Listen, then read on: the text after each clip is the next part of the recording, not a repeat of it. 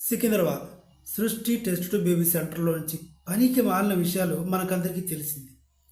వైద్య చరిత్రలో ఇంతకంటే నీచమైనది పని ఇంకొకటి ఉండదు.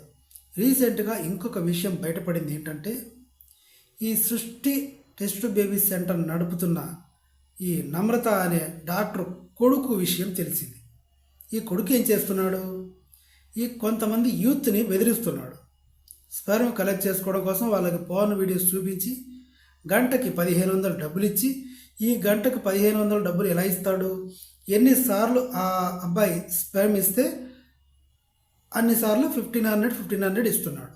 మరి కొంతమంది అనామకులు, అంటే రోడ్డు మీద తిరిగేవాళ్ళు, అడుక్కునేవాళ్ళు, ఆటో డ్రైవర్లు, వీళ్ళని ఈ విషయం ఎక్కడైనా చెబితే నాకున్న బలగంతో నిన్ను ఓన్లీ వన్స్ పసక్ ఇలా బెదిరించి కొన్ని వందల మంది దగ్గర నుంచి స్పెర్మ్ కలెక్ట్ చేసుకుంటున్నాడు.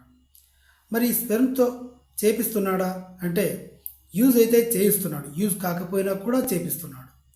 భార్య భర్త పిల్లలు పుట్టట్లేదని వెళ్తే వాళ్ళల్లో ఉన్న లోపాలు కప్పిపుచ్చి, లోపం ఉంటే కూడా మీరు ఆరోగ్యంగానే ఉన్నారు అని చెప్పి సరోగసీ ద్వారా పిల్లల్ని సరోగసీ సిస్టమ్ అంటే పేషెంట్ ఎవరైతే పిల్లలు లేరని వెళ్తారో ఆవిడ కడుపులో పిండం పెరగదు.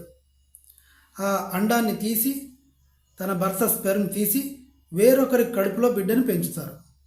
దీన్ని సరోగసీ అంటారు. సింపుల్గా చెప్తున్నాను నేను. ఇలా అని చెప్పి ఆల్రెడీ వేరే హాస్పిటల్లో పుట్టిన బిడ్డని 10,000కి కొనుక్కొని వీళ్ళకి ఇస్తున్నారు. ఇది వాట్ నాట్, వాళ్ళకి ఏది పాసిబిలిటీ ఉంటే అది.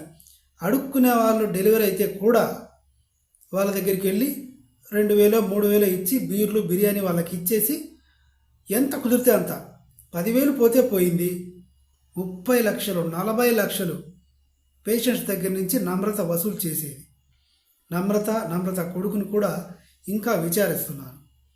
నమ్రత కొడుకులాగే ఇంకో 11 మంది ఒక గ్యాంగ్గా ఏర్పడి ఈ భిక్షగాలను బెదిరించడం, ఎక్కడైనా పేదవాళ్ళు పెంచి పోషించలేని వాళ్ళ పరిస్థితి బాగాలేని వాళ్ళ దగ్గరికి 10,000 20,000 ఇచ్చి వాళ్ళని బెదిరించి వాళ్ళ పిల్లల్ని ఎత్తుకొచ్చి ఇలా సరోగసి ద్వారా పిల్లల్ని పుట్టించామని చెప్పి పిల్లల్ని ఇవ్వటం, వాళ్ళ అనారోగ్యంతో ఆ పిల్లలు మంచాన పడటం, ఇది జరుగుతుంది. ఇంకా ఎన్ని నీచాలు చూడాలో, ఎన్ని ఘోరాలు చూడాలో. Please subscribe. ఇదొక్కటే నేను అడిగేది.